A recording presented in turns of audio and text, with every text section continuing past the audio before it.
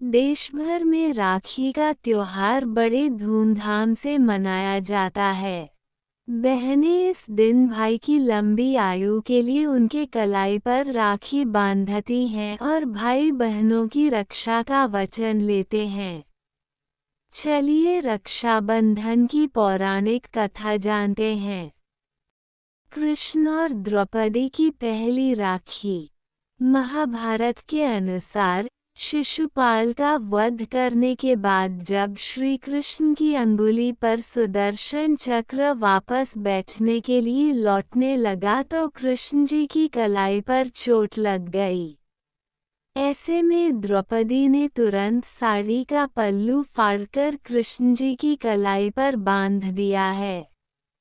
भगवान कृष्ण इससे बहुत प्रसन्न हुए और उन्होंने द्रौपदी की जीवन भर रक्षा करने का वचन दिया। जब पांडव कौरवों के हाथों द्रौपदी को जुए में हार गए तो कृष्ण जी ने उनके सम्मान की रक्षा कर अपने वचन को निभाया। तब से ही रक्षाबंधन के दिन भाई की कलाई पर राखी बांधे जाने की परंपरा शुरू हुई। राजा बलि और माता लक्ष्मी का रक्षाबंधन।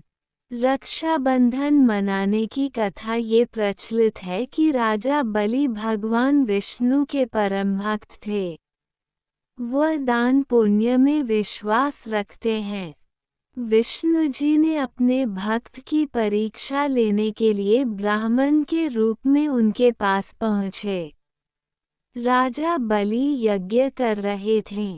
विष्णु जी ने राजा बलि से 3 पग भूमि दान में मांगा। राजा बलि ने ब्राह्मण की मांग को स्वीकार किया। ब्राह्मण ने पहले पग में भूमि और तीसरे पग में आकाश नाप दिया। राजा बलि समझ गए कि वह भगवान विष्णु हैं। उन्होंने तुरंत ब्राह्मण के तीसरे पग के सामने अपना सिर रख दिया। विष्णु जी प्रसन्न हुए। फिर राजा ने भगवान से पाताल लोक में उनके साथ रहने का वरदान मांगा। विष्णु जी ने वरदान दे दिया और वह उनके साथ रहने लगे। दूसरी ओर माँ लक्ष्मी भगवान विष्णु के वापस लौटने का इंतजार कर रही थी। माँ लक्ष्मी एक गरीब महिला के रूप में राजा बलि के पास पहुंची और उन्हें राखी बांध दिया। राखी के बदले राजा ने कुछ भी मांग लेने को कहा। माँ लक्ष्मी तुरंत प्रकट हुई और उन्होंने विष्णु जी को मुक्त करने का वचन लिया। राखी का मान रखते हुए राजा बलि ने भगवान विष्णु को वापस स्वर्गलोक भेज दिया।